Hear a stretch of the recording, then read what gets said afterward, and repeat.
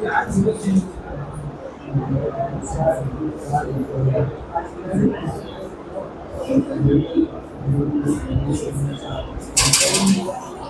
बच्चे लोग,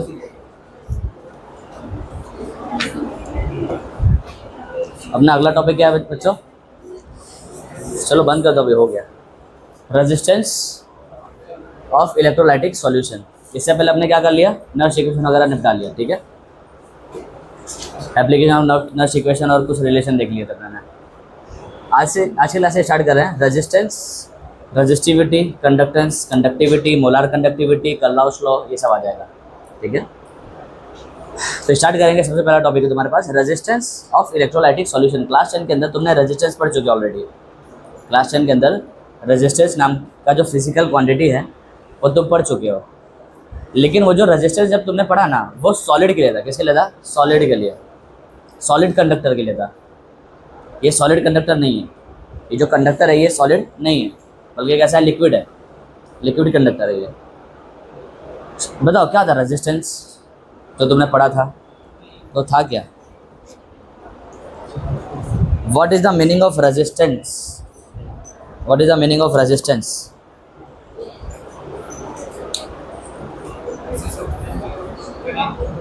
रेजिस्टेंस एक सब्सटेंस है। रेजिस्टेंस क्या एक सब्सटेंस है? मटेरियल है। रेजिस्टेंस एक मटेरियल है। प्रॉपर्टी है। क्या है? प्रॉपर्टी है। कैसी प्रॉपर्टी है ये? कौन आसान ना रेजिस्टेंस में। तो क्या था रेजिस्टेंस? प्रॉपर्टी। क्या प्रॉपर्टी? कैसी प्रॉपर्टी है ना? फ्लो ऑफ इलेक्ट्रॉन को रोकने की प्रॉपर्टी। अच्छा, ये प्रॉपर्टी कौन शो करता है? ये प्रॉपर्टी कौन शो करता है? जिस सब्सटेंस के अंदर वो बह रहा होगा, वो इलेक्ट्रॉन फ्लो कर रहा होगा, वो सब्सटेंस का एटम, वो सब्सटेंस के एटम, सॉलिड कंडक्टर में जो एटम होते हैं, वो एटम क्या करते हैं? रुकावट पैदा करते हैं। किसके अंदर? फ्लो ऑफ इलेक्ट्रॉन के अंदर। मतलब फ्लो ऑफ इलेक्ट्रॉन के लिए क्या करते हैं? वो रुकावट पैदा करते हैं। फॉर एग्जांपल तुम भाग रहे हो, बीच में बड़े बड़े पत्थर आ गए, तो तुम्हारे फ्लो पे क्या करेंगे? असर करेंगे, रुकावट पैदा करेंगे, ये चीज़ें। तो सेम कहानी इलेक्ट्रॉन के साथ होती है कि जब इलेक्ट्रॉन फ्लो हो रहा होता है तो वो किससे टकराता है? एटमों से टकराता है, और उसकी वजह से क्या पैदा हो जाती है? रेजिस्टेंस नाम की प्रॉपर्टी पैदा हो जाती है। क्लियर है? लेकिन तुम्हारे इलेक्ट्रोलाइटिक सॉल्यूशन के अंदर जो रेजिस्टेंस पैदा होता है वो बहुत अलग अलग फैक्टर की वजह से पैदा होता है। रेजिस्टेंस जो है वो बहुत अलग अलग फैक्टर की वजह से पैदा होता है। फॉर एग्जांपल, अच्छा वहाँ तो कौन फ्लो करता है? इलेक्ट्रॉन। यहाँ कौन फ्लो करेगा? आयंस फ्लो करेंगे। कौन फ्लो करेगा? आयन फ्लो करेगा। फॉर एग्जांपल,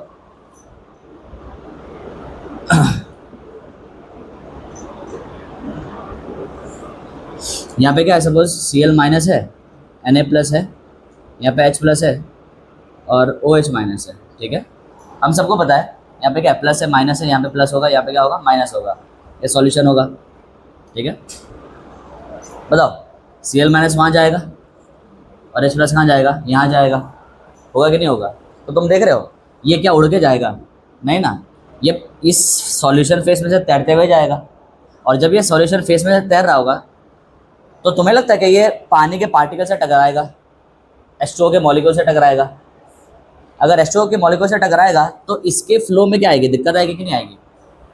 चाहे तुम H प्लस ले लो, H प्लस भी जब वहाँ जा रहा होगा तो H प्लस के फ्लो में क्या हो जाएगी? दिक्कत आएगी। कौन दिक्कत पैदा करेगा? ये जो पानी है, वो पानी के मॉलिक्यूल क्या करेंगे? उसके रास्ते में आएंगे, उससे टकरा करके उसको जाना पड़ेगा, उसको चीरते हुए जाना पड़ेगा। जैसे तुम अपना हाथ अगर पानी में ऐसे ये फेरते हो तो पानी क्या करता है? तुम्हारे हाथ के मोशन को क्या करता है? रोकता है, स्लो डाउन करता है। तो सेम कहानी यहाँ पे होगी। तो यहाँ पे रेजिस्टेंस पैदा करने वाला कौन बंदा है? वो पानी है। कौन है? पानी है, पानी के मॉलिक्यूल्स हैं। लेकिन साथ ही साथ और भी बहुत सारे लोग हैं। मुझे बताओ, जब Cl माइनस यहाँ से वहाँ जा रहा होगा तो इसके आजू बाजू जो पॉजिटिव कैटायन जो होगा, इसके रास्ते में कैटायन भी तो आएगा। कैटायन क्या कर रहा होगा? उसे रोक रहा होगा। क्यों? Cl माइनस आगे भाग रहा होगा, कैटायन क्या कर रहा होगा? उसको फोर्स ऑफ अट्रैक्शन से क्या कर रहा होगा? खींच रहा होगा। तो Cl जो जा रहा था वहाँ पे, उसकी स्पीड में क्या आ जाएगी? डिस्टर्बेंस आ जाएगी। वो अपने फुल स्पीड में जा सकता नहीं है, यानी वापस से वो क्या हो जाएगा? रुकावट पैदा करेगा। तो इस तरह के अलग अलग फैक्टर हैं। उन सारे चीज़ों की वजह से, उन सारे फैक्टर्स की वजह से जो आयन फ्लो हो रहा है, कोई भी आयन, चाहे ये वाला हो चाहे ये वाला हो, कोई भी आयन जो फ्लो हो रहा है बेटा, जस्ट लाइक इलेक्ट्रॉन फ्लो हो रहे थे, और उनमें एटम रुकावट पैदा कर रहे थे, ये सारे फैक्टर क्या करेंगे, इनके फ्लो में क्या करेंगे, रुकावट पैदा करेंगे। और रुकावट पैदा करेंगे तो यहाँ पे कॉन्सेप्ट किसका आ जाएगा, रेजिस्टेंस का आ जाएगा। किसका कॉन्सेप्ट आ जाएगा, रेजिस्टेंस का आ जाएगा। यानी जैसे सॉलिड कंडक्टर के अंदर कॉन्सेप्ट ऑफ रेजिस्टेंस होता था, उसी तरह से इलेक्ट्रोलाइटिक सोल्यूशन के अंदर भी क्या आएगा, कॉन्सेप्ट ऑफ रेजिस्टेंस आएगा। और बिल्कुल सिमिलर है, बिल्कुल क्या है, सिमिलर है, बट कुछ एडिशनल चीज़ें भी हैं, वो भी डिस्कस कर लेंगे। सॉलिड कंडक्टर के अंदर जो रेजिस्टेंस था वो दो बातों पे डिपेंड कर रहा था, याद है। सॉलिड कंडक्टर के अंदर रेजिस्टेंस दो बातों पे डिपेंड कर रहा था। कौन सी दो बातें बताओ, लेंथ और एरिया। रेजिस्टेंस जो था वो लेंथ के साथ साथ बढ़ रहा था।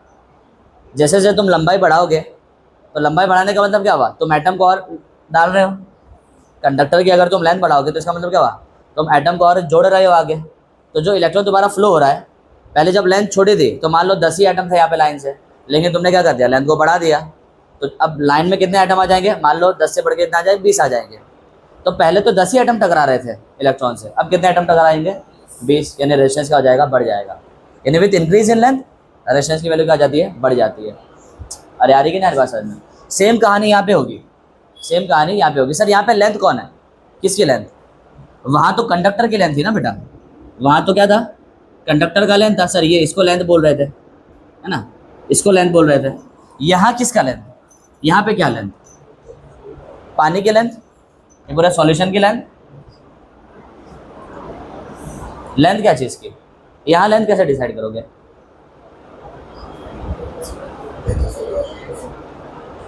सोचो।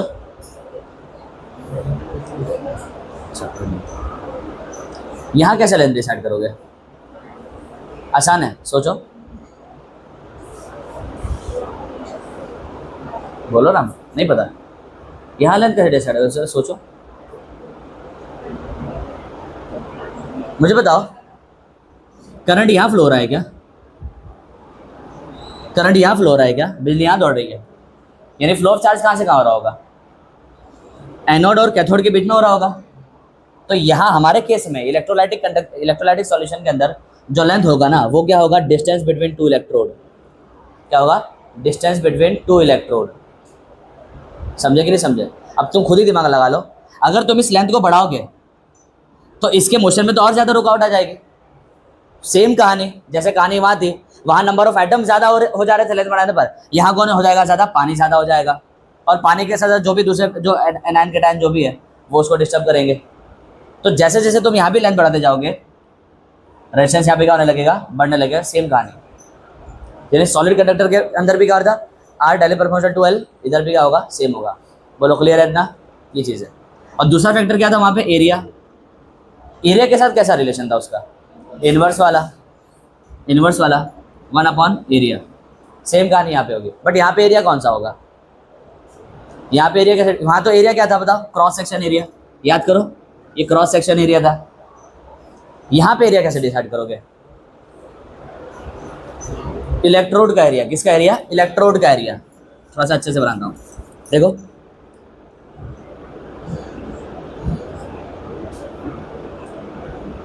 ये वाला एरिया बेटा, ये वाला एरिया, ये दिख रहा है, एक स्क्वायर तार जैसा दिख रहा है, एक सॉरी क्यूबॉइडल तार जैसा दिख रहा है ये। अबे देखो वो वैसे ही तो बन गया, बस वो सिलेंडर ये कैसा है, क्यूबॉइडल टाइप का है, तो ये वायर टाइप का ही तो बन चुका है। तो ये रही उस वायर की लेंथ, यानी डिस्टेंस बिटवीन इलेक्ट्रोड, और ये रहा उसका क्या, क्रॉस सेक्शन एरिया, यानी एरिया ऑफ इलेक्ट्रोड।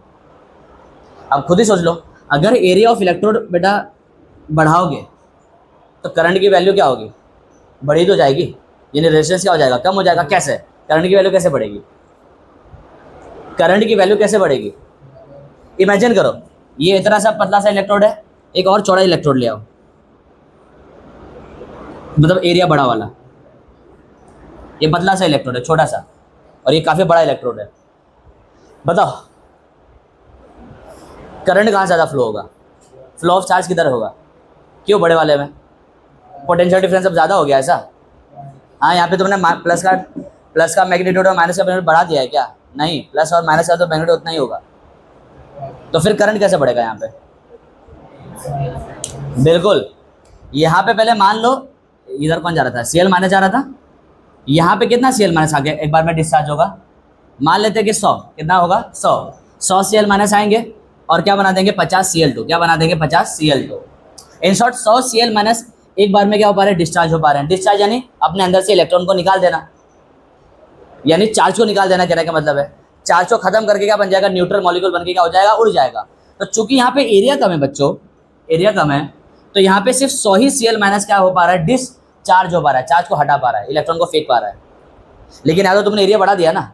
अब यहाँ पे वन टाइम में जैसे 100 हो रहा था ना, यहाँ पे वन टाइम में कितना हो जाएगा 1000 Cl माइनस आकर के क्या सपोज एक नंबर ले लिया मैंने 1000 Cl माइनस क्या करेंगे एक साथ क्या होंगे डिस्चार्ज होंगे। यानी यहाँ से करंट कितने का निकलेगा 1000 इलेक्ट्रॉन का, कितने का 1000 इलेक्ट्रॉन सीधा यहाँ से फ्लो होंगे। जबकि यहाँ से कितना फ्लो हो रहे थे सिर्फ 100। अब 100 Cl माइनस जब इलेक्ट्रॉन छोड़ेंगे तो 100 ही तो इलेक्ट्रॉन निकलेगा यहाँ से। अब 1 Cl माइनस पास 1 इलेक्ट्रॉन है ना एक्स्ट्रा, तो 100 कितने छोड़ेंगे 100 इलेक्ट्रॉन को छोड़ेंगे। तो यहाँ से वन टाइम में कितना निकलेगा 100 इलेक्ट्रॉन। लेकिन सर यहाँ पे एरिया बढ़ गया, यहाँ पे कितना निकलेगा 1000 इलेक्ट्रॉन, यानी फ्लो ऑफ चार्ज क्या हो गया बढ़ गया ना। तो फ्लो ऑफ चार्ज बढ़ा क्यों, बिकॉज एरिया बढ़ चुका। एरिया बढ़ने से क्या हुआ डिस्चार्ज वाले जो बंदे थे जो डिस्चार्ज होने आए थे उनकी तादाद क्या हो गई बढ़ गई, उनका अमाउंट क्या हो गया बढ़ गया। तो ज़्यादा बड़े एरिया होने की वजह से क्या होगा ज़्यादा आयन क्या हो पाएगा डिस्चार्ज हो पाएगा, और जितना ज़्यादा डिस्चार्ज होगा उतना ज़्यादा करंट की वैल्यू क्या होगी बढ़ेगी, और करंट की वैल्यू बढ़ेगी तो रेजिस्टेंस क्या हो जाएगा कम। ऑब्वियस सी बात है, तुम्हारी स्पीड बढ़ गई तो रुकावट कमी तो होगी, तभी तो स्पीड बढ़ी है। समझे कि नहीं समझे, सेम कहानी वहाँ पे थी। इधर क्या होगा यहाँ पे कौन बताओ यहाँ पे क्या है माइनस है, यहाँ पे कौन आता है H+ आता है।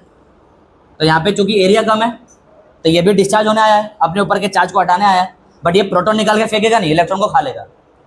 भाई ये प्लस खत्म करने के लिए क्या प्रोटॉन निकाल के फेंक देगा, प्रोटॉन कभी निकाल के फेंकेगा वो तो फेंकता है प्रोटॉन को नहीं ना।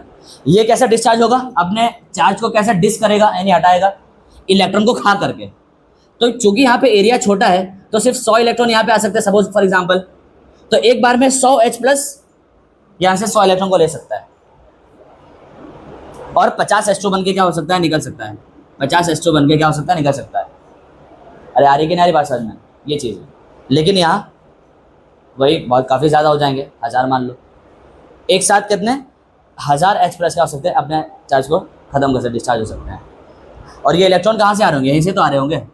तो यहाँ पे कितने इलेक्ट्रॉन का फ्लो आया 100 इलेक्ट्रॉन का फ्लो आया अंदर, जबकि यहाँ पे कितने का फ्लो आएगा 1000 इलेक्ट्रॉन का फ्लो आएगा, तभी तो 1000 H+ खा पाएंगे। तो चाहे तुम यहाँ से देखो चाहे यहाँ से देखो, दोनों ही केस में यहाँ पे इस वाले केस में चूंकि एरिया बढ़ चुका है करंट की वैल्यू क्या हो रही है बढ़ रही है, तो रेजिस्टेंस क्या हो जाएगा रेजिस्टेंस कम होगा। रेजिस्टेंस यानी करंट का अपोजिशन करने वाला, अगर करंट बढ़ेगा तो रेजिस्टेंस तो कम होगा ना। रेजिस्टेंस रुकावट, जब बहाव बढ़ेगा तो रुकावट कम होगा, और बहाव कम होने का मतलब क्या हुआ रुकावट बढ़ गया। कॉमन सेंस एकदम। तो ये चीज़ है। तो सेम कहानी जो कंडक्टर की थी वही कहानी किसकी है इसकी है। बताओ दोनों को कंप्रेस करेंगे और प्रोपोर्शनलिटी हटा के क्या लगा देंगे इक्वालिटी लगा देंगे, तो क्या हो जाएगा एक प्रोपोर्शनलिटी कांस्टेंट आएगा, उसको हम लोग क्या बोलेंगे रो, क्या बोलेंगे rho. That is called resistivity, this is called resistance, this is called resistivity multiply by length divide by area. L ऊपर था तो एल ऊपर लिखा और एरिया नीचे था तो क्या लिख दिया नीचे लिख दिया। ये तुम्हारा क्या फॉर्मूला हो गया रेजिस्टेंस का फॉर्मूला हो गया। किसका रेजिस्टेंस का, ये रेजिस्टेंस किसका निकला सेल का निकला, सेल का नहीं सॉल्यूशन का निकला। सेल तो कितना भी बड़ा छोटा होता रहेगा, सॉल्यूशन का निकला। किसका निकला इलेक्ट्रोलाइटिक सॉल्यूशन रेजिस्टेंस किसका निकला। अरे करंट किधर बह रहा है सॉल्यूशन में बह रहा है ना, डब्बा तो छोटा बड़ा होता रहेगा। क्लियर है, आ रही कि नहीं आ रही बात समझ में, ये चीज़ है। तो ये है कॉन्सेप्ट ऑफ रेजिस्टेंस। बताओ रेजिस्टेंस का ऐसा यूनिट क्या होगा, रेजिस्टेंस का ऐसा यूनिट क्या होगा ओम होगा। क्या होगा ओम होगा। रेजिस्टेंस का ऐसा यूनिट क्या होता है ओम होता है, ठीक है OHM। बोलो क्लियर है। अगर तुमसे कोई पूछ ले रेजिस्टेंस नाम का जो बंदा है वो किन फैक्टरों पे डिपेंड करता है तो क्या बोलोगे, रेजिस्टेंस नाम का बंदा किन फैक्टरों पे डिपेंड करता है तो तुम क्या बोलोगे। तुमको दिख रहा है यहाँ पे कितनी चीज़ दिख रही है लेंथ और एरिया। असल में 3 चीज़ है बेटा, यहाँ पे रेजिस्टिविटी भी है। रेजिस्टेंस सिर्फ लेंथ और एरिया पे डिपेंड नहीं करता, रेजिस्टेंस डिपेंड करता है रजिस्टिविटी पे भी। कैसे? तुमको लेंथ और एरिया का तो कहानी पता ही है, रजिस्टिविटी पे जरा, व्हाट इज रजिस्टिविटी, क्या है resistivity, what is resistivity, question mark.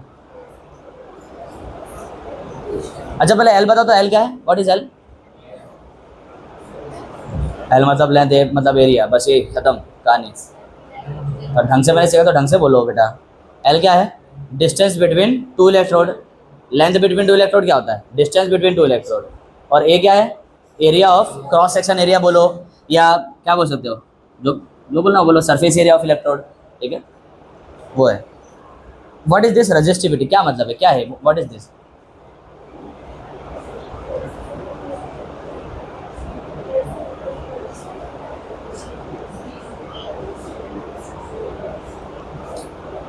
बताओ। ये है ना रजिस्टिविटी, पता है क्या है? रजिस्टिविटी एक इंट्रिंसिक प्रॉपर्टी है। ये इंट्रिंसिक वर्ड ज़्यादा इंपॉर्टेंट है, तुम ध्यान रखना। इंट्रिंसिक प्रॉपर्टी का मतलब होता है कुदरती क्षमता, उसको नेचर ने बनाया कैसा है। फॉर एग्जाम्पल तुम्हारे पास दो वायर है, ये कॉपर का है और ये किसका है, सपोज सिल्वर का है। किसका है? सिल्वर का है। कॉपर के बदले मैं यहाँ पे ले लेता हूँ आयरन ले लेता हूँ। सपोज ये जो तार है ये आयरन का है और ये किसका है? सिल्वर का है। मैंने दोनों की लेंथ क्या रखी? सेम। मैंने दोनों की लेंथ क्या रखी? सेम। और दोनों का क्रॉस सेक्शन एरिया भी क्या रख दिया? सेम। बताओ दोनों का रेजिस्टेंस क्या सेम होगा? कैसे सेम नहीं होगा? जब रेजिस्टेंस एल पे डिपेंड करता है, तुम जो कह रहे हो, जो तुम सोच रहे थे पहले कि सर रेजिस्टेंस तो लेंथ पे डिपेंड करता है और एरिया पे डिपेंड करता है, इसको तो तुमने गोली मार दी थी। तो अगर ऐसा है तो मैंने दोनों का लेंथ सेम कर दिया, दोनों का एरिया सेम कर दिया, तो मतलब फिर तो रेजिस्टेंस भी सेम आना चाहिए। क्या तुम्हें लगता है रेजिस्टेंस सेम आएगा? क्यों सेम नहीं आएगा? वाई? बिकॉज मटेरियल की भी तो एक कुदरत प्रॉपर्टी होती है, कुदरती एक नेचर होता है उसका।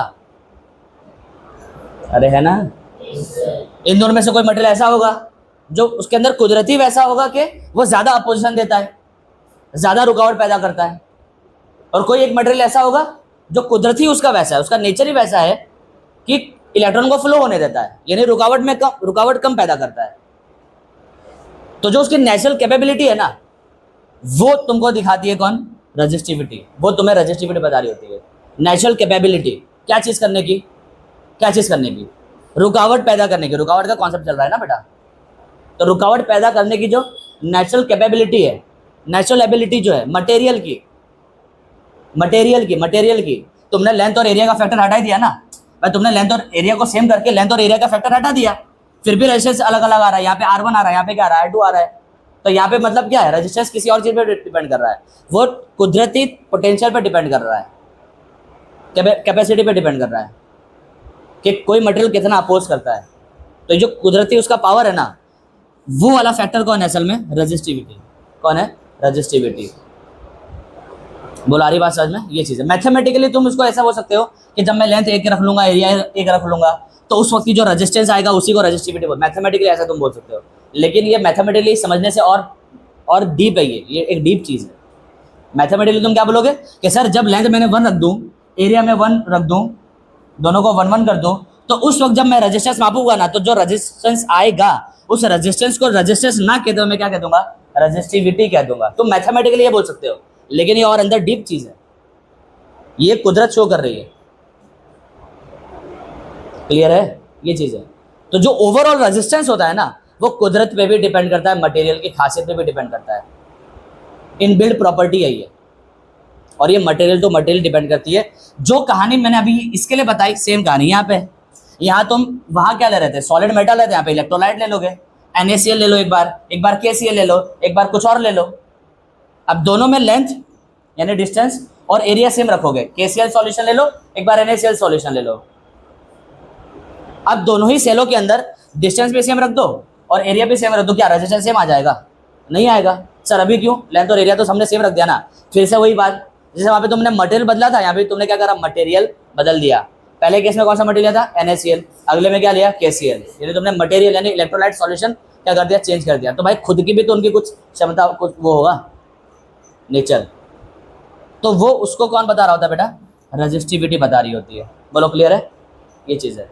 तो 3 फैक्टर पे रेजिस्टेंस डिपेंड करता है। पहला लेंथ, दूसरा एरिया, और तीसरा सबसे इंपॉर्टेंट रेजिस्टिविटी। तो सर रजिस्टिविटी किस पे डिपेंड करती है? जो नेचुरल टेंडेंसी है वो कैसे पता चलेगा किसका ज़्यादा है किसका कम है? बताओ यहाँ पे रजिस्टिविटी किसकी ज़्यादा होगी? यानी जो नेचुरल टेंडेंसी है रुकावट पैदा करने की, वो किसकी ज़्यादा होगी?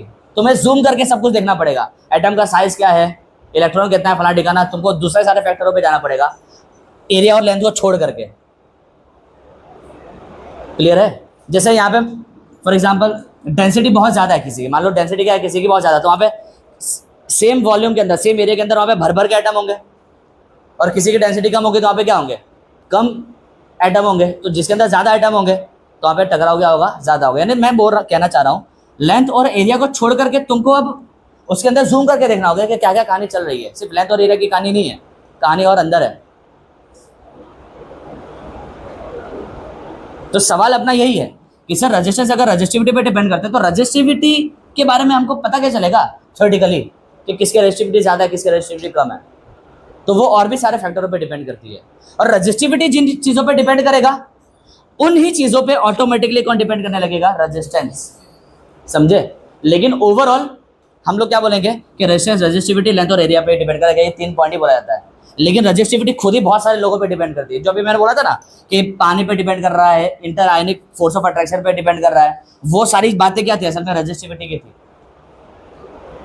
तो ऑटोमेटिकली रेजिस्टेंस भी उन सारी बातों पे डिपेंड होने लगेगा। ये चीज़ है। बोलो क्लियर है? कितना टाइम हो रहा है? पॉज करो तो जरा। अब हम बात करते हैं रजिस्टिविटी के बारे में डिटेल में। इसका फॉर्मूला तो बनाना बड़ा आसान है। एक को उधर भेज देना, एक को इधर भेज देना, फिर तुम यूनिट वगैरह सब बनाते रहना, वो सब बहुत आसान बात है। मेन मुद्दा है कि रजिस्टिविटी समझना है कि वो क्या चीज़ है। वो जो समझ तो गए हो तुम क्या है, बट हमें क्या समझना है कि सर वो किस पर डिपेंड करेगा, कैसे पता चलेगा किसका ज़्यादा रजिस्टिविटी और किसका कम है? देखो वो अलग अलग फैक्टर पे डिपेंड करता है। फिर से बता दो, रजिस्टिविटी किसकी प्रॉपर्टी है? मटेरियल की। किसकी? मटेरियल की। वो लेंथ और एरिया फला ठिकाने पे डिपेंड करता नहीं है। मटेरियल कैसा है उस पर डिपेंड करता है। मटेरियल कैसा है उस पर डिपेंड करता है। ठीक है? तो यहाँ हमारा मटेरियल क्या है? इलेक्ट्रोलाइटिक सॉल्यूशन है। हमारा मटेरियल फिलहाल इसका क्या है? इलेक्ट्रोलाइटिक सॉल्यूशन है। और देखो पहला जो पॉइंट होता है, जो फैक्टर होता है जिस पे रजिस्टिविटी डिपेंड करती है, वो है तुम्हारा क्या बोलूँ मैं, नेचर ऑफ इलेक्ट्रोलाइट या electrolytic solution. Nature of electrolytic solution. Electrolytic solution तुम्हारा उसका नेचर का मतलब यहाँ पे हुआ स्ट्रॉन्ग इलेक्ट्रोलाइट है कि वीक इलेक्ट्रोलाइट है। नेचर का मतलब क्या हुआ? स्ट्रॉन्ग इलेक्ट्रोलाइट है कि वीक इलेक्ट्रोलाइट है। बताओ स्ट्रॉन्ग इलेक्ट्रोलाइट का क्या मतलब होता है?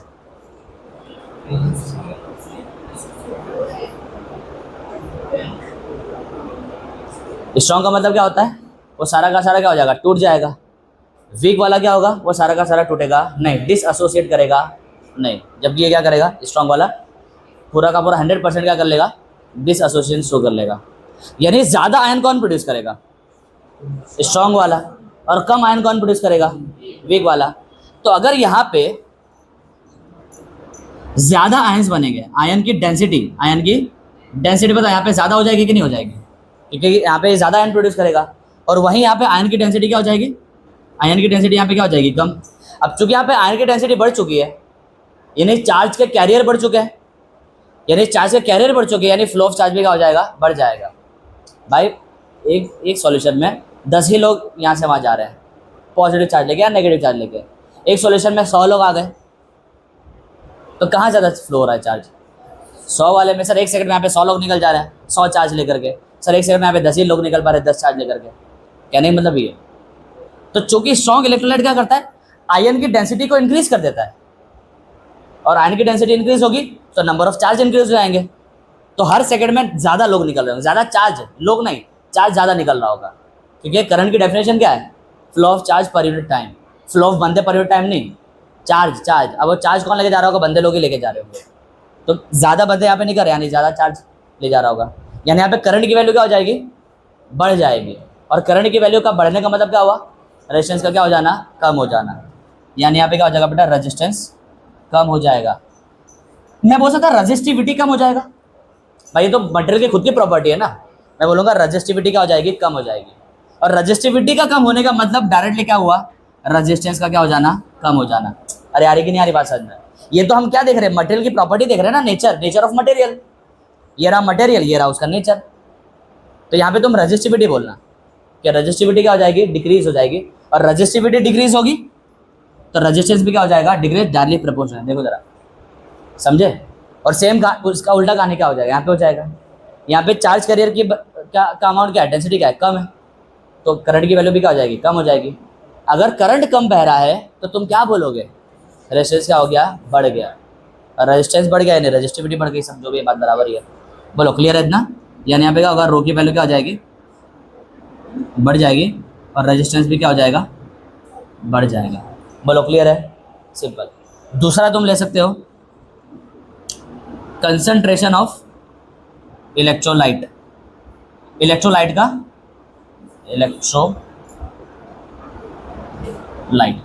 इलेक्ट्रोलाइट की तादाद, इलेक्ट्रोलाइट का अमाउंट, आयन का अमाउंट नहीं, इलेक्ट्रोलाइट का अमाउंट।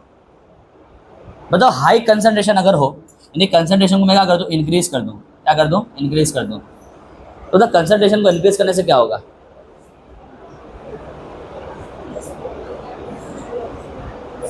यानी एक केस में मैंने बहुत ज्यादा NaCl डाल दिया और एक केस में कम NaCl डाला, बहुत कम तो नहीं लेकिन हाँ कम डाला, तो दोनों में डिफरेंस क्या होगा। गिवन वॉल्यूम के अंदर बहुत ज्यादा बंदे आ जाएंगे, Na+Cl- Na+Cl- Na+Cl-। और जब Na+ और Cl- जब पास पास में होंगे तो वहां पे क्या होगा, फोर्स ऑफ अट्रैक्शन हो जाएगा। भाई Na+ के बहुत बाजू में Cl- आ जाएगा और Cl- से बहुत बाजू में Na+ आ जाएगा, सब एकदम आसपास में ही होंगे, मंडरा रहे होंगे एक दूसरे के, तो उससे क्या होगा, फोर्स ऑफ अट्रैक्शन बढ़ेगा कि नहीं बढ़ेगा, एक दूसरे को सब खींच रहे होंगे। तो जब Cl- जाने की कोशिश करेगा तो उसके आजू बाजू में तो क्या है, बहुत सारे Na+ है, वो Na+ मिलके क्या करेंगे, उसको रोकेंगे, फ्रिक्शन कॉज करेंगे, रोकेंगे, अपोज करेंगे, यानी रेजिस्टिविटी क्या हो जाएगी, बढ़ जाएगी। अरे आ रही कि नहीं आ रही बात समझ में? क्यों ऐसा हुआ, बिकॉज तुम देखो क्या लिख सकते हैं हम लोग, इंटर आयोनिक, क्या आई का मतलब क्या हुआ, inter ionic, inter ionic space क्या हो गया, घट गया। दो आयन के बीच के स्पेस क्या हो गए, घट गए, जिसकी वजह से inter ionic force of attraction, what, inter ionic force of attraction क्या हो जाएगा, बढ़ जाएगा। समझ रहे हो कैसे अपनी बात को समझाना है। और inter ionic force of attraction अगर बढ़ जाएगा तो मोबिलिटी क्या हो जाएगी, मोबिलिटी यानी मोशन करने की एबिलिटी, मोबिलिटी, तो वो क्या हो जाएगी, कम। यानी यहां से क्या होगा बेटा, मोबिलिटी, मोबिलिटी क्या हो जाएगी, कम हो जाएगी, यानी कम बहेगा, कम बहेगा तो करंट क्या हो जाएगा, कम हो जाएगा, रेजिस्टेंस क्या हो जाएगा, बढ़ जाएगा, रेजिस्टिविटी क्या हो जाएगी, बढ़ जाएगी, यानी रेजिस्टेंस भी क्या हो जाएगा बेटा, बढ़ जाएगा। अरे आ रही कि नहीं आ रही बात समझ में? ये चीज़ है जब बहुत ज़्यादा तुम कर दोगे तब, लेकिन कंसंट्रेशन जब कम करोगे, अब बहुत ज़्यादा भी कम मत कर देना, ठीक है? तो बताओ इसका उल्टा हो जाएगा, रिवर्स हो जाएगा। अरे होगा कि नहीं होगा, ये सिंपल सी चीज़ है। तो तुमने कितने फैक्टर देख लिया, 2, और क्या हो सकता है, और एक वेरी इंपॉर्टेंट फैक्टर याद आया, जो अभी फिलहाल याद आ रहा है मैं लिखवा दे रहा हूँ, मतलब बता दे रहा हूँ, लिखवा दूंगा बाद में सारा ही, टेंशन ना लो। नंबर 3,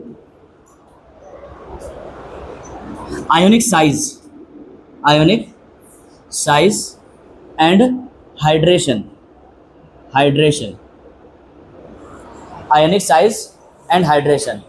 क्या मतलब आयोनिक साइज का, आयन का साइज, और हाइड्रेशन यानी पानी का मॉलिक्यूल क्या करेगा, उसको घेर लेगा।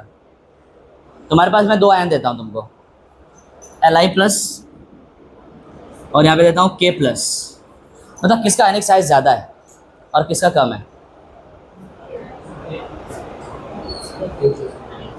Li+ वर्सेस K+, किसका आयनिक रेडियस ज़्यादा है, K+ का, यानी इसका साइज क्या होगा, ग्रेटर होगा। तो बता चार्ज डेंसिटी, क्या चार्ज डेंसिटी किसकी ज़्यादा होगी,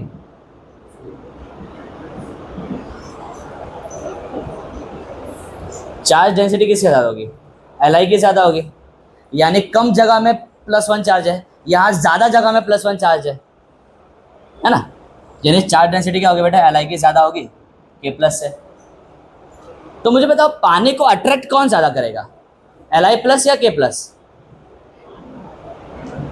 पानी को जो खींचने की जो प्रॉपर्टी है, दोनों के दोनों ही पानी को खींचेंगे, Li प्लस भी खींचेगा और K प्लस भी खींचेगा। पानी के अंदर जो O माइनस है, पानी के अंदर जो O ऑक्सीजन जो है वो क्या है, नेगेटिव चार्ज में होता है, माइनस डेल्टा होता है उसके ऊपर। तो दोनों के दोनों बंदे क्या करेंगे, O को अपने पास खींचेंगे, यानी पूरे पूरे पानी के मॉलिक्यूल को अपने पास खींच लेंगे। कौन ज़्यादा खींचेगा, Li प्लस, ऑब्वियस सी बात है। कौन खींचेगा, Li प्लस। क्यों, चार्ज डेंसिटी क्या है, ज़्यादा है।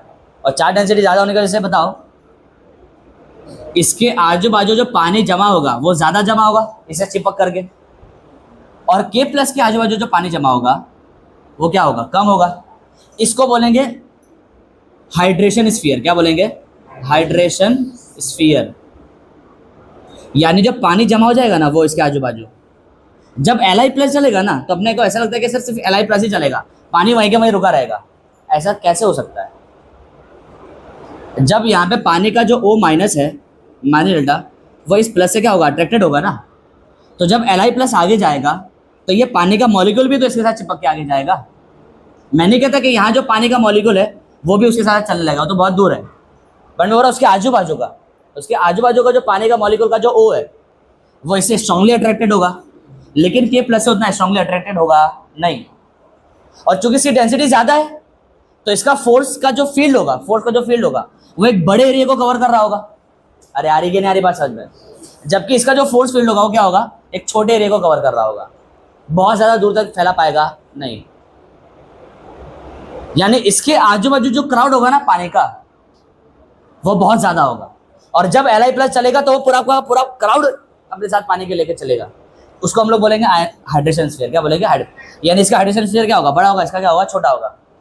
अब मुझे बताओ आजू बाजू और भी पानी है, भर भर के पानी है, इसके भी आजू बाजू भर भर के पानी है। बता इस पानी वाले मीडियम में ये वाला स्फीयर जल्दी मूव करेगा कि ये वाला, कौन सा वाला, ऑब्वियस सी बात है सर वो वाला। आ रही कि नहीं आ रही बात सर में, ये बहुत बड़ा है, फ्रिक्शन बहुत ज़्यादा होगा। तो ये चीज़ है, तो किस पे डिपेंड कर रहा है, आयनिक साइज और हाइड्रेशन पे भी डिपेंड करता है। आयनिक साइज की होनी चाहिए, बड़ी होनी चाहिए, आयनिक साइज की होनी चाहिए बड़ी, जिसकी वजह से हाइड्रेशन क्या हो, कम, जिसकी वजह से मूवमेंट क्या हो, आसानी हो। और मूवमेंट आसानी हो तो करंट बढ़ेगा तो रेजिस्टेंस क्या हो जाएगा, कम हो जाएगा। अरे समझ रहे हो कि समझ रहे हो, ये चीज़ है। तो देख रहे हो लेंथ और एरिया से परे की कहानी है ये। यानी प्रॉपर्टी किसकी है, मटेरियल की है। तुम्हारा मटेरियल कैसा है, अरे है ना भाई, मटेरियल कैसा है, K प्लस नाम का मटेरियल कि Li प्लस नाम का मटेरियल है। तो ये सारी प्रॉपर्टी को हम लोग रेजिस्टेंस का नाम नहीं देंगे, हम लोग क्या बोलेंगे, रेजिस्टिविटी, नेचर के उस मटेरियल की इनबिल्ट प्रॉपर्टी। बोलो क्लियर है ऐसा। तो इस तरह की और भी सारी प्रॉपर्टीज है, मैं लिखवाई दूंगा तुम लोग को, बट जो भी मैंने समझा इतना क्लियर हुआ। तो ये है तुम्हारा कॉन्सेप्ट ऑफ रेजिस्टेंस। और साथ साथ हमने क्या देख लिया, रेजिस्टिविटी भी देख लिया। क्या देख लिया, रेजिस्टिविटी भी देख लिया, रेजिस्टेंस भी देख लिया और रेजिस्टिविटी भी देख लिया। और भी 2-3 प्रॉपर्टी और भी है, मैं बाद में बता दूँगा, मतलब लिखवा दूंगा उसको। बोलो डन, पॉज कर दो।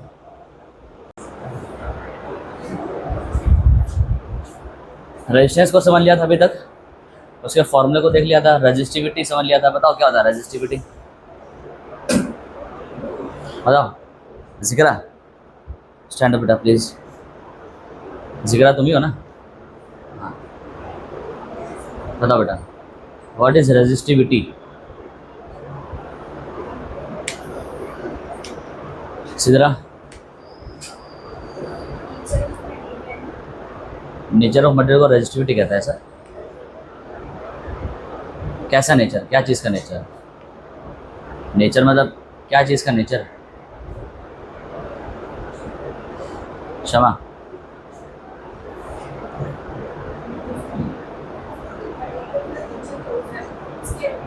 जोर से बोलो।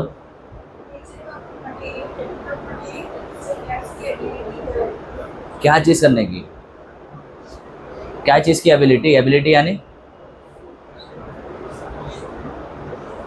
क्या करने, क्या चीज़ की एबिलिटी की बात कर रही हो तुम, सुहाना।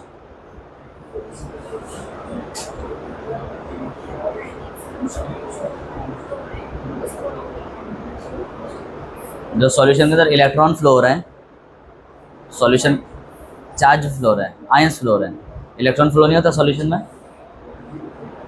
इलेक्ट्रॉन फ्लो होता है ना, सॉल्यूशन में इलेक्ट्रॉन फ्लो होता है। सॉल्यूशन के अंदर जो करंट होता है वो करंट को बना कौन रहा होता है, इलेक्ट्रॉन आयंस कर रहे होते हैं बेटा, कौन कर रहा होता है, आयंस। तो तुम्हारा आंसर क्या होना चाहिए, आयंस होना चाहिए, ठीक है। इलेक्ट्रॉन है, इलेक्ट्रॉन सॉलिड कंडक्टर के अंदर, हाँ तो क्या उसका क्या,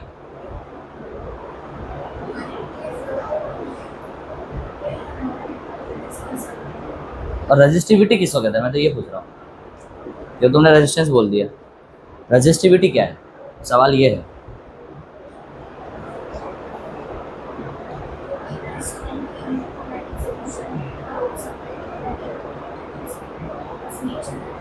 हाँ बिल्कुल सही, जो कुदरती कैपेसिटी है ना, जो मटेरियल पे डिपेंड करती है, ना कि लेंथ और एरिया पे। तो जो कुदरती एबिलिटी है, नेचुरल एबिलिटी, तुम लोग ने नेचुरल एबिलिटी तो बोल रहे हो, बट क्या चीज़ करने की एबिलिटी, रोकने की एबिलिटी, रजिस्ट करने की एबिलिटी, मेन पॉइंट तो बोल ही नहीं रहे हो। तो कुदरती खासियत उसकी कि वो कितना करंट को रोकता है, कौन से करंट को, जो इलेक्ट्रिक करंट फ्लो रहा है सॉल्यूशन के अंदर उसको आयोनिक करंट, क्या बोलेंगे उसको, आयोनिक करंट। आयोनिक करंट यानी वो करंट जो कि आयन की वजह से है। नॉर्मल जो वायर के अंदर करंट होता है उसको तुम क्या बोल सकते हो, इलेक्ट्रॉनिक करंट, क्योंकि वो इलेक्ट्रॉन की वजह से होता है। तो फिलहाल हम सॉल्यूशन की बात कर रहे हैं, तो वहाँ पे क्या बोलेंगे, आयनिक करंट बोलेंगे। तो आयनिक करंट को रोकने की एबिलिटी जो है ना, इनबिल्ट एबिलिटी, नेचुरल, इंट्रिंसिक बोलते हैं उसको, क्या बोलते हैं, थोड़े अच्छी लैंग्वेज में क्या बोलते हैं, इंट्रिंसिक, यानी कुदरती उसकी प्रॉपर्टी, इंट्रिंसिक प्रॉपर्टी कहते हैं उसको। तो किसी भी मटेरियल की इंट्रिंसिक प्रॉपर्टी कि वो क्या करे, रजिस्ट करे, तो बस वही क्या हो गया, रजिस्टिविटी हो गया। चाहे सॉलिड कंडक्टर में हो, चाहे किस में हो, इसके अंदर हो, इलेक्ट्रोलाइटिक सॉल्यूशन के अंदर हो, लिक्विड कंडक्टर के अंदर हो, तो वहाँ वो इलेक्ट्रॉन को रोक रहा होगा। यहाँ ये किसको रोक रहा होगा, चार्ज को रोक रहा होगा, आई मीन चार्ज नहीं, चार्ज तो प्रॉपर्टी है, आयंस को रोक रहा होगा, चार्ज तो इलेक्ट्रॉन के पास भी है। और ये कुदरत एबिलिटी आई कहाँ से, हम बोल रहे हैं कि कुदरती एबिलिटी है ये, नेचुरल एबिलिटी है, इंट्रिंसिक प्रॉपर्टी है ये, तो ये आ कहाँ से रही है, मटेरियल के अंदर ये आ कहाँ से रही है, अलग अलग फैक्टर है सर। मटेरियल का कंसंट्रेशन कैसा है ना, आखिर में शायद ये भी बताया था मैंने, है ना, 2-3 पॉइंट मेरे ख्याल से कवर किए थे अपने ने।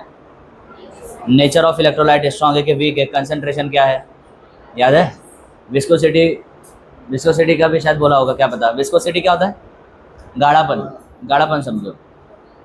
लिक्विड की 2 लेयर के बीच में कितना एडिसिव कोहेसिव फोर्स है, जितना ज़्यादा होगा वो उतना ज़्यादा विस्कस होगा, इन शॉर्ट गाढ़ापन। तो अगर बहुत ज़्यादा गाढ़ा होगा सॉल्वेंट, तो उसके अंदर जब वो फ्लो होगा आयन, तो आयन को क्या होगा, उतना ज़्यादा फ्रिक्शन महसूस होगा, रुकावट महसूस होगी, रेजिस्टेंस महसूस होगा, क्लियर है। तो विस्कोसिटी बढ़ाओगे तो रुकावट क्या हो जाएगी, बढ़ जाएगी। तो यही सारी बातें हैं, यही सारे वो फैक्टर्स हैं जिनकी वजह से एक मटेरियल के अंदर वो कुदरती पावर आ जाती है। ये कुदरती पावर उसी को बोला जा रहा है, ये सारे फैक्टर्स को ही बोला जा रहा है, क्लियर है ये चीज़ें, तो ध्यान रखना। अच्छा, टेम्परेचर का क्या रोल है इसमें, टेम्परेचर बढ़ाने से रजिस्टिविटी का क्या होगा, लिक्विड कंडक्टर के अंदर टेम्परेचर बढ़ाने से क्या होगा, ऑन है ना वो ब्लू लाइट जल रही है ना उसमें, उस पर ज़रा ध्यान देना, ब्लू लाइट से। बताओ टेम्परेचर के साथ क्या रोल है, बैठ जाओ सारे। टेम्परेचर को अगर बढ़ाओगे तो रजिस्टिविटी का क्या होगा,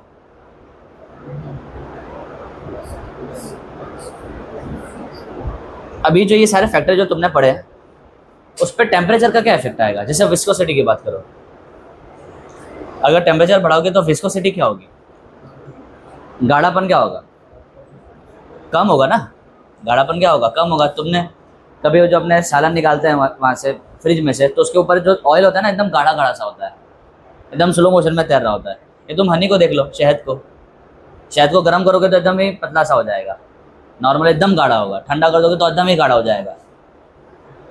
तो विस्कोसिटी बढ़ गई ठंडा करने पर, यानी टेम्परेचर बढ़ाने कम करने पर विस्कोसिटी क्या हो गई, बढ़ गई। तो टेम्परेचर बढ़ाओगे तो क्या हो जाएगा, कम हो जाएगा। गाढ़ापन क्या हो जाएगा, कम हो जाएगा। टेम्परेचर बढ़ाने का मतलब क्या करना, एनर्जी दे देना। एनर्जी दोगे तो गाढ़ापन क्या हो जाएगा, कम हो जाएगा, यानी लिक्विड थोड़ा पतला हो जाएगा। अब पतले के अंदर तो आराम से फ्लो करेगा ना, आयन जो होगा वो पतले के अंदर तो आराम से फ्लो करेगा, यानी करंट की वैल्यू क्या हो जाएगी, बढ़ जाएगी। तो रेजिस्टिविटी क्या हो जाएगी, कम हो जाएगी टेम्परेचर को बढ़ाने पर। इस तरह से लॉजिक लगा के सोचना है,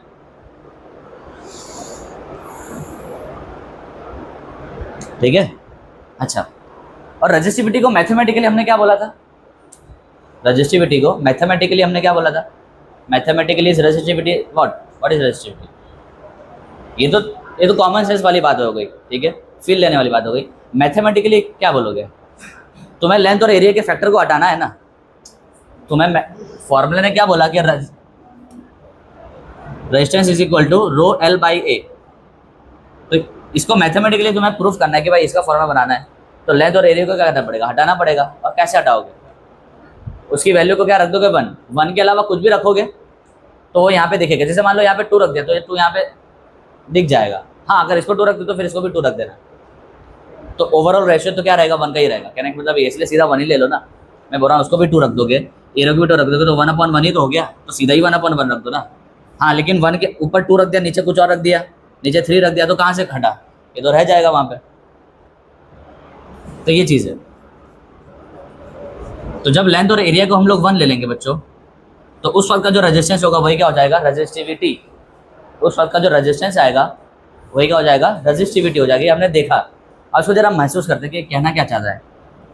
लेंथ को 1 करने का मतलब क्या है, यहाँ ये कैसे निकला, जब लेंथ क्या था 1 और एरिया भी क्या था 1। 1 क्या, 1 डिग्री सेल्सियस, 1 किलोमीटर क्या, 1 यूनिट, और ये 1 यूनिट स्क्वायर, ये 1 यूनिट और ये 1 यूनिट का स्क्वायर। अब यूनिट तुम्हारी मर्जी, तुमको जो लेना वो ले लो।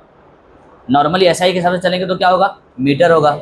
लेकिन ऑब्वियस सी बात है 1 मीटर का डिस्टेंस मतलब इतना बड़ा डिस्टेंस हो गया, और 1 मीटर स्क्वायर का एरिया यानी 1 मीटर की लंबाई 1 मीटर की चौड़ाई, इतना बड़ा जो स्क्वायर, इतनी बड़ी जो टाइल्स आएगी वो तुम्हारा क्या हो गया, 1 मीटर स्क्वायर का एरिया हो गया।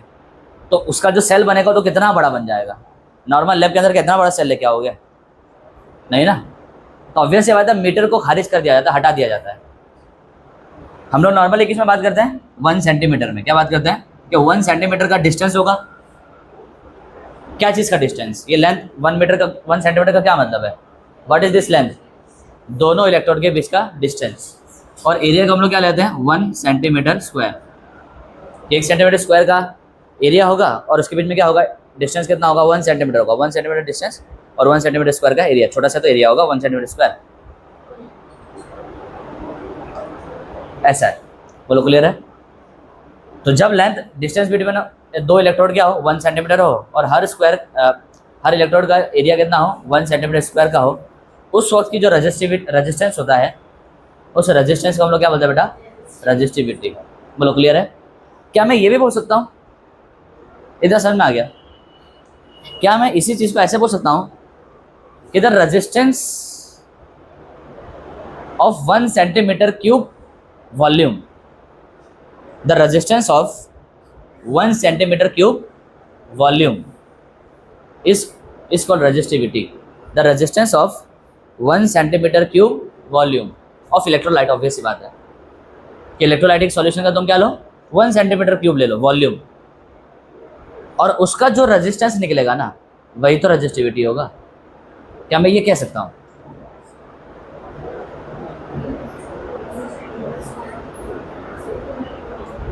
मैंने 1 सेंटीमीटर नहीं कहा, 1 सेंटीमीटर स्क्वायर नहीं कहा, मैंने बोला 1 सेंटीमीटर क्यूब से जो वॉल्यूम बनेगा, ऑब्वियस बात है क्यूब आ गया, वॉल्यूम ही होगा वो। तो उस वॉल्यूम का जो रेजिस्टेंस निकलेगा ना, उस रेजिस्टेंस को रेजिस्टिविटी कह देंगे। क्या मेरा कहना सही नहीं है। इसी जरा फोटो बनाओ, इलेक्ट्रोड बनाओ, इसकी जरा फोटो बनाओ इलेक्ट्रोड के थ्रू। ये क्या है बताओ, 1 सेंटीमीटर स्क्वायर का एरिया मान लो इसको, ये 1 सेंटीमीटर, ये 1 सेंटीमीटर, यानी कि कितना एरिया हो गया, 1 सेंटीमीटर स्क्वायर। एक और इलेक्ट्रोड होगा, ये भी कितना होगा, 1 सेंटीमीटर स्क्वायर का ही होगा। और 2 इलेक्ट्रोड के बीच के डिस्टेंस को क्या होगा, क्या कितने होंगे, 1 सेंटीमीटर ही तो होगी, है ना। यानी ये 1 सेंटीमीटर हो गया, ये भी कितना हो गया 1 सेंटीमीटर, ये भी कितना हो गया 1 सेंटीमीटर। तो तुमको दिख रहा है ये एक क्यूब बन रहा है। अरे दिख रहा है कि नहीं दिख रहा है? जब तुम एरिया 1 सेंटीमीटर स्क्वायर लेते हो और डिस्टेंस कितना रखते हो, 1 सेंटीमीटर रखते हो, और फिर बोलते हो कि इस केस का जो रेजिस्टेंस होगा वही रेजिस्टिविटी होगा, तो ये केस क्या हो गया? क्यूब ही तो हो गया, 1 सेंटीमीटर क्यूब। तो इसके अंदर जो सॉल्यूशन भरा होगा ना बेटा, ये मैंने तार लगा दी बस, ये दो प्लेट के बीच का मैं तुमने तार लगा दिया, ठीक है। उसके अंदर क्या भर दिया? सॉल्यूशन भर दिया। इस सॉल्यूशन का जो भी रेजिस्टेंस होगा उसको क्या बोलोगे? रेजिस्टिविटी। आ रही कि नहीं आ रही बात समझ में? ये चीज़ है, तो रेजिस्टिविटी यही होता है। बोलो डन। तो ध्यान रखना रेजिस्टिविटी की वैल्यू, इसको फील कर लो जरा कि 1 सेंटीमीटर क्यूब का एक वॉल्यूम होगा, उस वॉल्यूम का जो भी रेजिस्टेंस आएगा वही क्या होगा? तुम्हारा रेजिस्टिविटी। फॉर्मूले से कहीं वॉल्यूम दिख नहीं रहा है, लेकिन जब तुम लेंथ 1 लोगे और ये भी 1 लोगे तो उससे क्या बनेगा? 1 का ही तो वॉल्यूम बनेगा, 1 सेंटीमीटर क्यूब का। बात ये, बोलो क्लियर है? समझ में आ गया? ये चीज़ है, ठीक है, क्योंकि अब इसका आगे काम आने वाला है। बोलो डन करें यहाँ तक?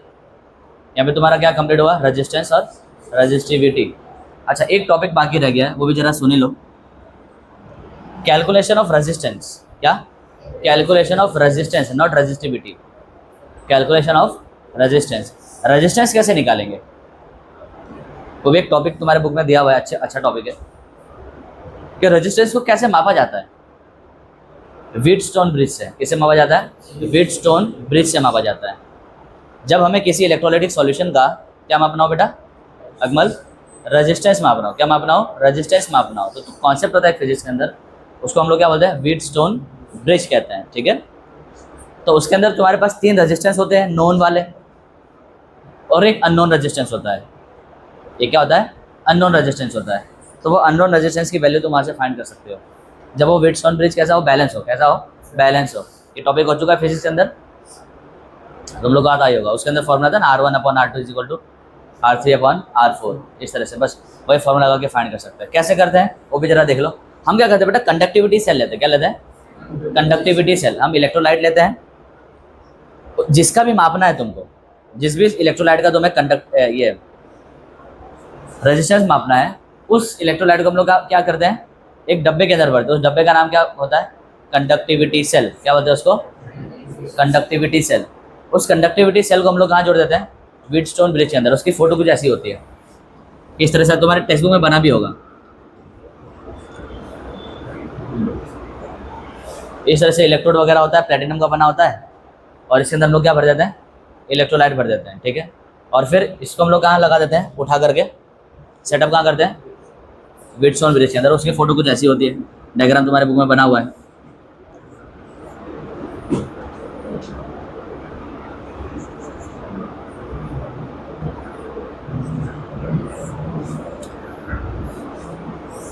अच्छा, यहाँ पे क्या लगाऊं बताओ?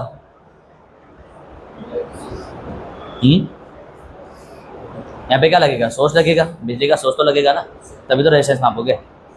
तो तुम्हारे पास 2 सोर्स होते हैं, एक तो डीसी होता है, एक तो क्या होता है? एसी।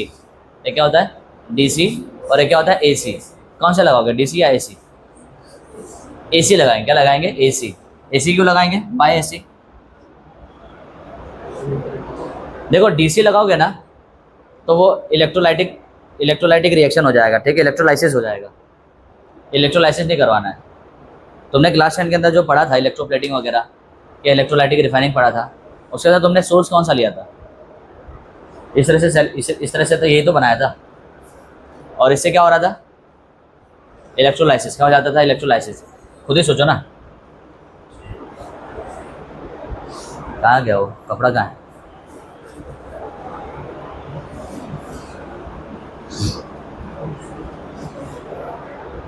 हम लोग डीसी इस्तेमाल नहीं करेंगे बेटा, ये आ जाएगा ऑब्जेक्टिव के अंदर। डीसी इस्तेमाल करने से कुछ ऐसा हो जाएगा, अगर तुम डीसी करंट लेते हो तो वहाँ पे पोलैरिटी चेंज नहीं होती।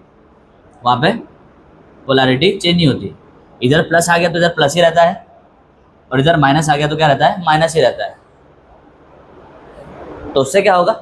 यहाँ पे कौन अट्रैक्ट होगा? नेगेटिव चार्ज, और यहाँ पे कौन अट्रैक्ट होगा? पॉजिटिव चार्ज, और रिएक्शन हो जाएगा। क्या हो जाएगा? रिएक्शन। कि नेगेटिव यहाँ पे आगे डिस्चार्ज होगा और पॉजिटिव वहाँ जाके डिस्चार्ज हो जाएगा। जब डिस्चार्ज हो जाएगा तो बताओ केमिकल प्रॉपर्टी तो बदल जाएगी, बिकॉज केमिकल ही बदल जाएगा। पता है कि नहीं पता है, कॉमन सेंस लग रहा है कि नहीं लग रहा है। फॉर एग्जाम्पल यहाँ पे क्या आ जाएगा Cl माइनस, वहाँ पे क्या चले जाएगा H प्लस। तो जब H प्लस वहाँ जाएगा तो डिस्चार्ज होकर क्या बन जाएगा, H2 बन जाएगा। देखो केमिकल ही बदल गया, तो केमिकल प्रॉपर्टी बदल गई। Cl माइनस वहाँ जाएगा तो क्या बनेगा, Cl2 गैस बन जाएगा। देखो फिर से क्या हो गया, केमिकल ही बदल गया, केमिकल प्रॉपर्टी बदल जा रही है बेटा, इलेक्ट्रोलाइसिस हो जा रहा है डीसी करंट रहने पर। लेकिन अगर मैं इसको अल्टरनेट लगा दूँ, क्या लगा दूँ यहाँ पे अल्टरनेट, अल्टरनेट पता है कैसा होता है, अल्टरनेटिव करंट का नाम अल्टरनेट है, उसके वर्ड के अंदर क्या आ रहा है, नेम के अंदर क्या, अल्टरनेट। अल्टरनेट यानी बदलना, कहने मतलब यहाँ पे फिलहाल ऐसा है। तो यहाँ क्या होगा, एक बार प्लस होगा तो अगली बार क्या हो जाएगा, माइनस हो जाएगा। अल्टरनेट होगा यहाँ पे, अल्टरनेटली प्लस और माइनस आते रहेंगे किसी भी एक साइड, और उसके साइड क्या होगा, उसका अपोजिट होगा। मान लो पहले यहाँ पे प्लस था तो यहाँ पे क्या था, माइनस, तो अगली बार क्या होगा यहाँ पे माइनस, और यहाँ पे क्या आ जाएगा, प्लस। तो जैसे Cl माइनस उठ के यहाँ पे जाने की कोशिश करेगा, क्योंकि वहाँ पे तो प्लस था, अगले ही पल क्या हो जाएगा वहाँ पे माइनस, जो कि क्या करेगा, इसको रिपेल कर देगा। समझे? मान लो पहला माइक्रो सेकेंड, यहाँ पे प्लस यहाँ पे माइनस है, तो प्लस के पास कौन जा रहा है, माइनस जाने की कोशिश कर रहा है, और माइनस के पास कौन जाने की कोशिश कर रहा है, प्लस। लेकिन दूसरे वाले माइक्रो सेकेंड में पोलैरिटी क्या हो गई, चेंज, प्लस से क्या हो गया माइनस, और माइनस से क्या हो गया प्लस। तो जो Cl माइनस यहाँ जाने की कोशिश कर रहा था, ये माइनस क्या करेगा, उसको रिपेल कर देगा, और जो प्लस वहाँ जाने की कोशिश करेगा था, ये वाला प्लस क्या करेगा, उसको रिपेल कर देगा। आ रही कि नहीं बात समझ, ये चीज़ है। और जब वहाँ पे प्लस आ जाएगा तो Cl माइनस यहाँ से उठ के वहाँ जाने की कोशिश करेगा, और जो प्लस यहाँ जाने की कोशिश कर रहा था वो इधर जाने की कोशिश करने लगेगा। लेकिन जैसे प्लस यहाँ पहुँचेगा दोबारा से क्या हो जाएगा, यहाँ पे प्लस हो जाएगा, और जैसे Cl माइनस दोबारा यहाँ पे पहुँचेगा, यहाँ पे क्या आ जाएगा, माइनस आ जाएगा। यानी कहने का मतलब है डिस्चार्ज होने का समय मिलने वाला नहीं है आयनों को। यानी तुम बेचारे के साथ गेम खेल रहे हो, ये तो ऐसा करते थे ना कि जो बुलीज होते हैं वो बच्चे को कैसे नचवाते हैं कि चॉकलेट ले ले बेटा, आजा चॉकलेट ले ले, तो बच्चा इधर आता है तो फेंक के उधर कर देते हैं, तो बच्चा उधर भाग रहा होता है, बच्चे को चॉकलेट लेने का मौका ही नहीं मिलता है।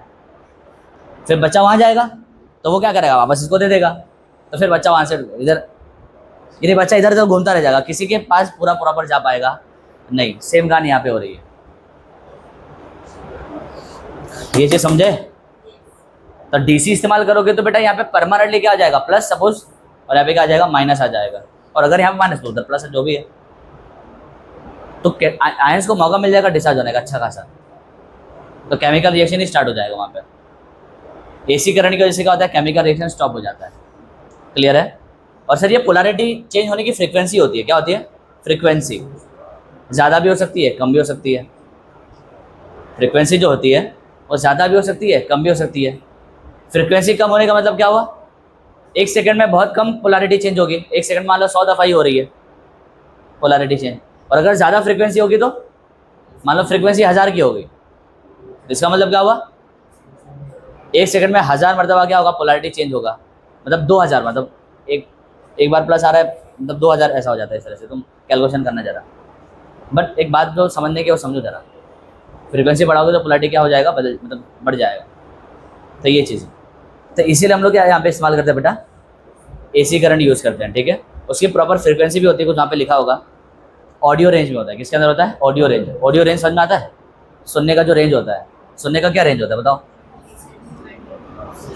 20 हर्ट्ज से लेकर के 20,000 हर्ट्ज, तो इसके बीच की फ्रीक्वेंसी होती है। मतलब एग्जैक्ट 2 से 20 से स्टार्ट नहीं होता, वो लगभग शायद 500 से कुछ समथिंग कैसे तो स्टार्ट होता है, वो नंबर वहाँ पे लिखा होगा, तुम देख लेना। अरे पूरा यहाँ से यहाँ तक की फ्रीक्वेंसी का रेंज नहीं होता, इसके बीच का एक टुकड़ा उठाते हैं, उतने का रेंज लेते हैं। आ रही कि नहीं आ रही बात समझ में, ये चीज़ है। पूरा यहाँ से स्टार्ट नहीं करते हैं, थोड़ा आगे से लेते हैं, उस पर्टिकुलर फ्रीक्वेंसी का यहाँ पे एसी वोल्टेज क्या करते हैं, मतलब एसी का ये सप्लाई लगाते हैं। ये तुम्हारे क्या होता है बेटा R1, ये क्या हो जाता है R2, ये क्या होता है R3, और ये क्या होता है बेटा R4। ये तुम्हारा क्या होता है, नोन रेजिस्टेंस होता है, ये रेजिस्टेंस क्या होता है, नोन, और ये क्या होता है, वेरिएबल, ये क्या होता है, वेरिएबल। और यहाँ पे तुम्हारा क्या होता है, डिटेक्टर होता है, क्या होता है, डिटेक्टर होता है। कोई साउंड बॉक्स लगा लो, यहाँ पे सब स्पीकर लगा लो जो आवाज़ करेगा। और यहाँ पे तुम्हारा क्या होता है, अननोन रेजिस्टेंस, यहाँ पे क्या होता है, अननोन रेजिस्टेंस। इधर यहाँ पे क्या होता है बेटा, अननोन रेजिस्टेंस, सही से बैठो। और ये पूरा का पूरा सेल तुमको चूंकि इसका रेजिस्टेंस फाइंड करना है तो उसको तुम यहाँ पे सेटअप कर देते हो। ये पूरा का पूरा सेल कहाँ लगा देते हैं, यहाँ लगा देते हैं इस तरह से। क्लियर है? ऑब्वियसली बात है, डायग्राम ढंग से बनाएंगे जरा, तो कुछ इस तरह से बना दो। ये तुम्हारा क्या हो गया, अननोन R1, ये क्या हो गया नोन, ये भी क्या हो गया नोन, और ये क्या है वेरिएबल, ये क्या है वेरिएबल है। वेरिएबल यहाँ पे क्यों लगा है, बिकॉज वेरिएबल को तुम क्या करोगे, ट्यून करोगे, क्या करोगे, ट्यून करोगे, सेट करोगे। सेट इस तरह से करोगे कि यहाँ पे और यहाँ पे रेजिस्टेंस क्या हो जाना चाहिए, बैलेंस, क्या हो जाना चाहिए, बैलेंस। यानी जब रेजिस्टेंस बेटा बैलेंस हो जाएगा ना तो डिटेक्टर में से क्या होगा, आवाज़ आना बंद हो जाएगा। आवाज़ आना बंद होने का मतलब ये हुआ कि यहाँ से करंट फ्लो क्या हो जा रहा है, बंद हो जा रहा है। यहाँ पे अपने को क्या करना है, करंट फ्लो बंद करवाना है। जब तक ये चारों के चारों रजिस्टर्स या रजिस्टेंस अनबैलेंस हो गए, यहाँ पे करंट जा रहा होगा, और एक बार जैसे ये बैलेंस हो गए तो यहाँ पे करंट जाना क्या हो जाएगा, बंद। और करंट जाना बंद हो जाएगा तो यहाँ बेटा साउंड निकलने वाला नहीं है। तो जैसे ही साउंड निकलना बंद हो जाए, समझ जाओ तुम्हारा ये व्हीटस्टोन ब्रिज क्या हो गया, बैलेंस हो गया। तो जिस रेंज पे तुमने बैलेंस किया वो नोट डाउन कर लेना। ये सर इतने ओम पे क्या हुआ, व्हीटस्टोन ब्रिज क्या हो गया, बैलेंस हो गया। तो यानी वो वैल्यू यहाँ से निकल जाएगी। ये दोनों तो तुमको पता ही होगा। और जब ये तीनों पता है तो बेटा ये चौथा कैसे फाइंड कर पाओगे, ऐसे फाइंड कर पाओगे कि R1 upon R2 is equal to R3 upon R4। R2 known है, ये सब नोन है, उधर ले जाओ। तो R1 क्या हो जाएगा, R3 by R4 multiply by R2। यहाँ से तुम्हारा फाइंड हो जाएगा। आ रही कि नहीं भाषा में, ये बेसिक है, मतलब ये नहीं है बट ठीक है। फिर भी इस तरह से हम लोग क्या करते हैं, रेजिस्टेंस फाइंड करते हैं, किसका, इलेक्ट्रोलाइटिक सॉल्यूशन का। बोलो क्लियर है? ये छोटा सा टॉपिक था, ध्यान रखना, ठीक है। लिखवा देता हूँ मैं अभी, पॉज कर दो उसको।